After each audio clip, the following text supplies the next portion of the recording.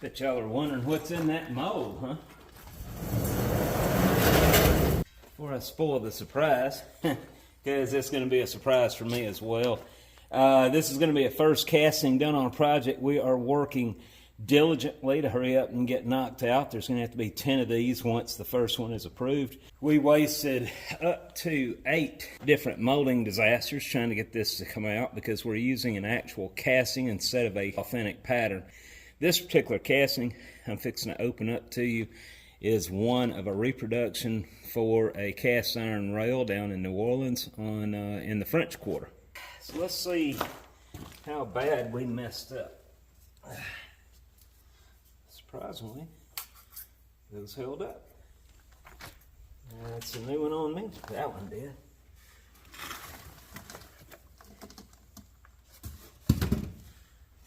Let me get my...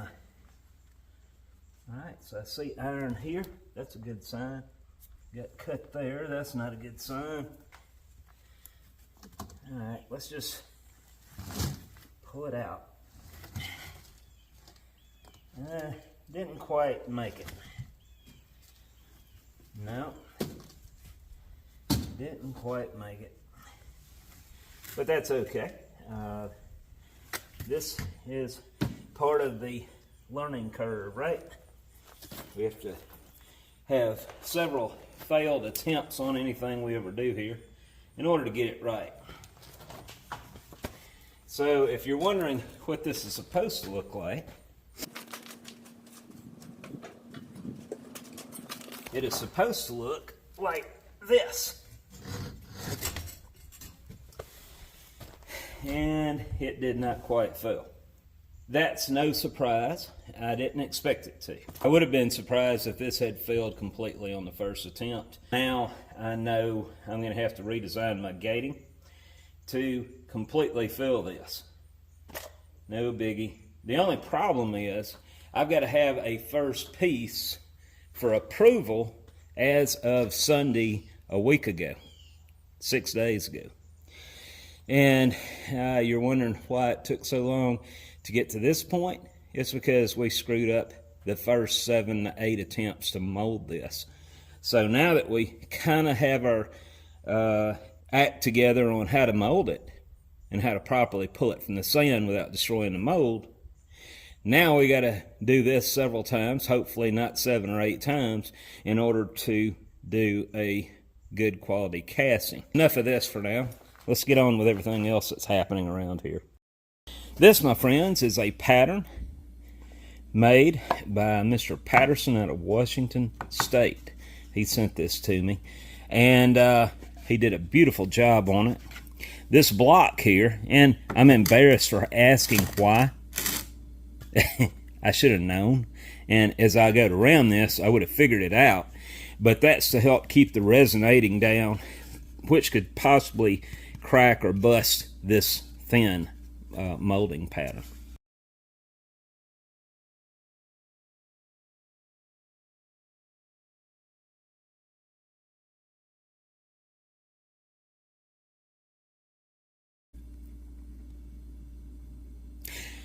So Mr. Patterson felt sorry for me, not only having 2 things to offer on the website, on my store, so he offered to donate this pattern. He said he made 10 years ago, and he decided he wasn't going to use it, so he decided to just give it to me. So now we're going to have, and it's only fair, right, that our first casting we make off of this is going to go to him. The rest of them we're going to actually put them on our storefront. I'll actually be using them myself here on the bronze pours. This guy's name is David Patterson. He is Roscoe on YouTube. So check out his channel. Be sure to like and subscribe to any of his content you come across. He's very well educated in this field. He has probably, I think he told me that he's got 40 years of experience in the pattern making business. And the quality shows. The guy knows what he's doing for sure. Another customer of mine we can't leave out, Mr. Richard Freer. He sent me something. I'm fixing to show you that right now. Something I've been wanting for a very long time, but I just could not. Since I'm not in the woodworking business, it's hard for me to justify buying an Emmert 18-inch pattern maker's vise. Well, lo and behold, Richard Freer sent this to me in a crate while we were gone up north. Unfortunately, I wasn't here to receive it, and it is an 18-inch Emmert pattern maker's vise.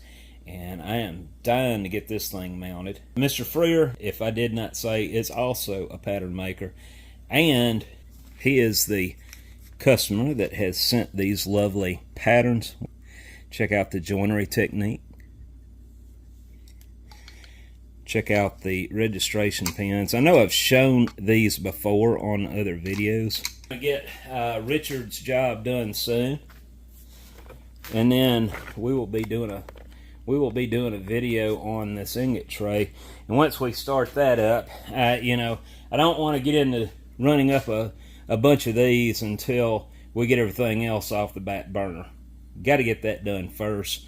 But we will cast one. It's only fair that Dave gets an actual casting for his hard work in making this. Check out all the fillets and everything. Everything was done properly. That job I just showed you that we opened up in the mold, I've been fighting it all week, as I said, trying to get that thing to cast, or trying to get that thing to mold. We finally got that, as I said, almost right. And once we get these proofed out and we get the first one approved, we got to have 10 of those. I want to thank Mr. Pete for donating the phase converter. I did not tell you this. It's actually a funny story. Probably 5 years ago, I was at Mr. Pete's house, and he asked me then. He said, "You want a phase converter?" And I as much as I appreciated the offer, I just had no use for it, guys. And the last thing I want to do is be taking on accepting things that somebody else could use, right? So I decided it'd only be fair to let someone else have that opportunity, since I have no need for a phase converter at that time. Well, a lot has changed since I was there the first time. When we were up there the last time, we were walking around down in the out basement, and Mr. Pete, I guess he forgot he gave that to me the first time. So he asked me, he said, "I got something you might be able to use." And I'm thinking, yep, I'll bet he's still got that phase converter. Sure enough, he said, "How would you like a phase converter?" I said, "Well, Mr. Pete, you give it to me before I couldn't use it, but I could sure use it now." And as I said, I am using that to power the Mac spindle sander that Larry Schweitzer donated. And the main reason I needed a phase converter at this point is to hurry up and get the spindle sander back going. I blew the capacitor on the big noisy bearingless inverter as I was using this, trying to hurry up and finish this job up and get it ready. And then it stopped on me. Now, with Mr. Pete's phase converter, I was able to finish this job out, thank goodness. And I didn't show you the assortment of throat plates at that time because the cross is so big it's going to be in contact with the surface at any given point. But now I've got a throat plate installed. Here, let me get a closer look.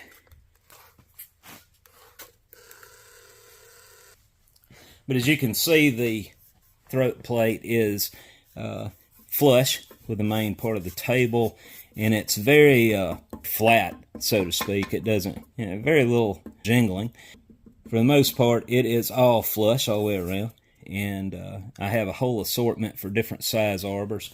And anyway, we have already used this thing on a lot of stuff. But back to the vise. I'm gonna mount it on a very heavy-duty white oak bench. I have some huge, well, I say huge, they're 4x6, I believe, white oak beams that are in storage. And prior to going to New York, I'm also going to load the beams up in the van, and we're going to take them to my friend Doresta, and we're going to run those through his joiner, square them up. I got a way to thickness plane them down here. I just don't have a way to square them up. They are rough cut. I'm going to make the ultimate woodworking bench. I've always wanted one, and this will be the trophy or the hood ornament to top off the craftsmanship on it. So I'm not gonna make a very long video this time around, guys. I've got a very good video on the Minnesota Streetcar Museum that's supposed to be coming out at this time, but I've got a lot more editing to do, and until we get this job flowing, but we have enough there to see what needs to be done the next time. The first two are from the French Quarter. The third one is the one we just cast. Didn't turn out. No surprise, we expect that on any first time attempts. But we have to know how this is going to feel in order to correct the gating on future castings. Hopefully, we will have no problems with the second attempt. I'll keep you updated as we keep doing these videos. The first two were in the same condition as this first one, with the exception that this one has never been repaired. If you look right here, you see a lot of damage here, here. It was rebrazed here, rebrazed here, rebrazed here, rebrazed there. It was busted up pretty good, even right here. And someone took it upon themselves to saw off the top of this. So I just disregarded that. I was originally going to try to cast two in a pattern. Glad I didn't try that. But there was going to be so much work to do to this one, it just wasn't feasible, because I've already got a buttload of time involved in adding filler to this middle one here. We made a pattern. We took an existing casting and we completely covered the thing before it was over with a filler, and then had to sand all that down, not only on the front, we also had to do it on the back. So it was very time consuming. Also, the molders didn't do their best, unfortunately. The pattern maker did a beautiful job on his end, but by the time it got to the molders, they could care less. There was sand broke off in here. I had to grind a lot of iron down. You can see where I had to remove that to get this as close to the original pattern as possible. And it was a pain. The other problem we have is there is a slight warp from one end to the other, and there's not any way to get that out with this being a two-sided pattern. I can't glue it to a board because this side is not flat. It has an undercut to it. Now, I know I've had a bunch of you guys send me videos of those Pakistanis or whoever it is pouring these things straight in the dirt with open-face mold. I'm going to tell you, if they don't cover those things, those are going to shatter like glass when they pick them up. They're not showing you everything. Now, you could probably get away with that in steel, but not regular gray iron. There's a lot of detail on the back along with the mounting lugs. They have to be here.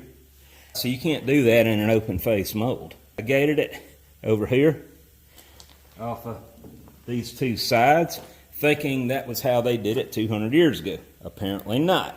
I thought I had solved the mystery. The four flats that you see on the back here were not only where they pulled the pattern originally, but it was also they put their risers. So, with that said, we're going to put risers on the next attempt, and we're going to center pour this. I'm not going to pour it on the edge anymore. I'm going to pour it right down the middle, and we'll have to grind the gate out of that little hole. Anyway, I just wanted to show you a little bit about what's happening right now. Everything is hot. Everything is... But we did get a lot of the jobs done. Oh, guess what? I forgot I poured another job. Let's check it out. Remember the injection mold that didn't work out where we could do this in a lost wax project? Well, Ray sent me the actual casting, and we just used that. And we're fixing to see how we did on that.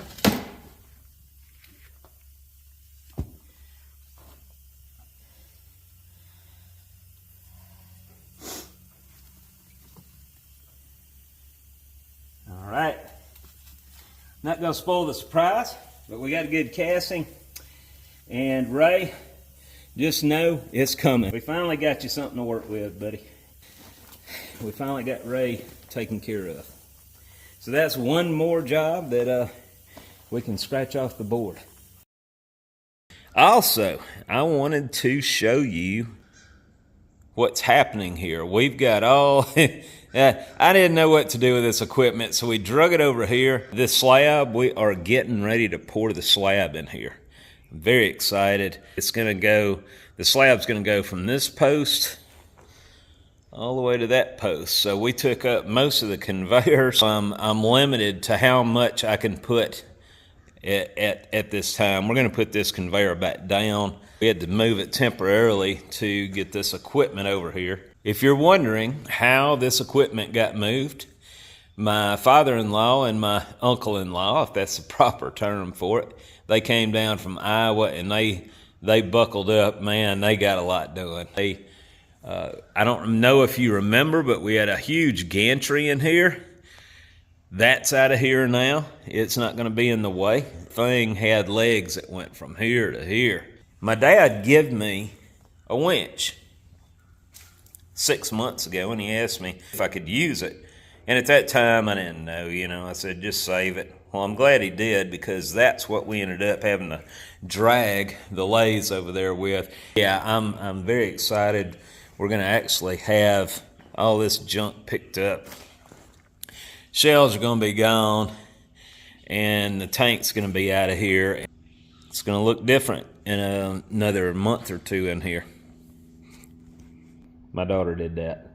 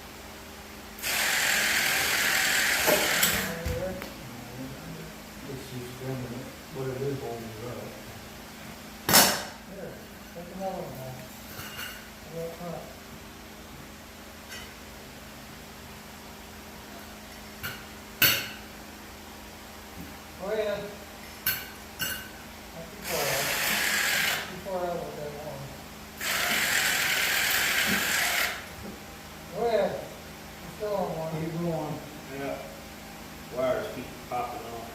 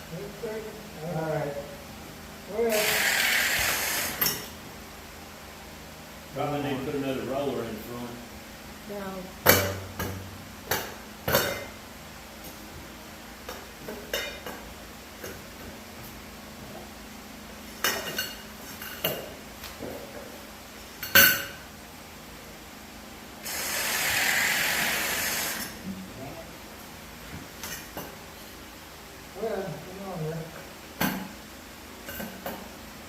Put this on. Let's go then, hurry. Come on. Come on, roll around it. Let's go. I noticed something, that casting on the bottom is deeper in the middle for some reason.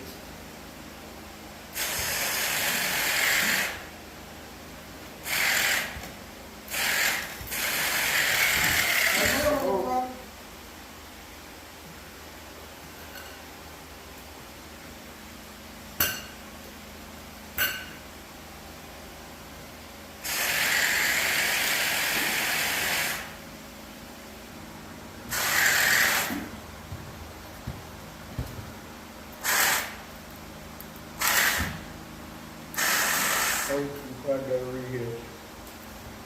What's that? Re-hitch. All right.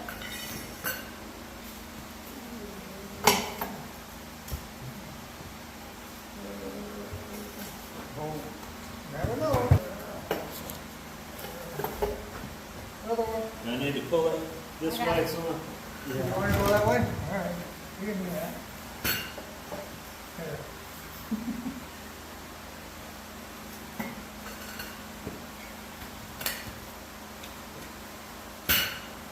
Oh. Oh. Alright. How far you want to go? Where you Me.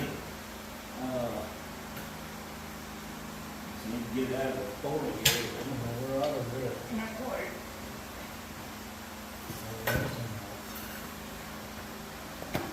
Pass this. Just a little more, and that's good right there.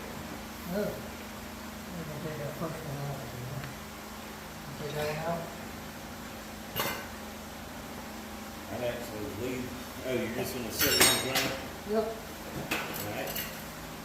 Take that one out.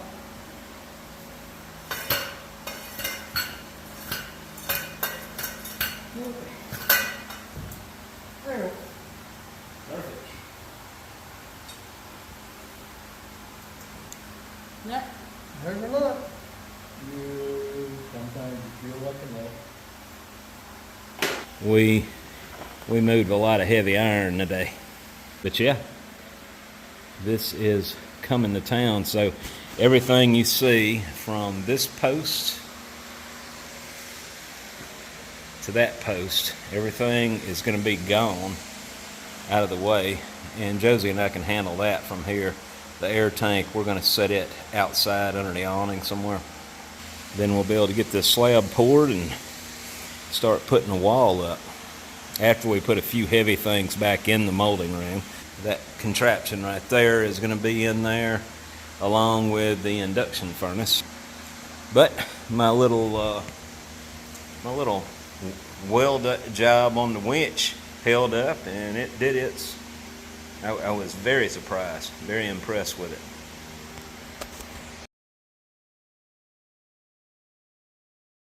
For those who have been asking about the Windy Hill Foundry hats, these are now available on my website, windyhillfoundry.com, under stores, or you can click on the above link. These are on the pricey side, but keep in mind the shipping is included. Have a good day.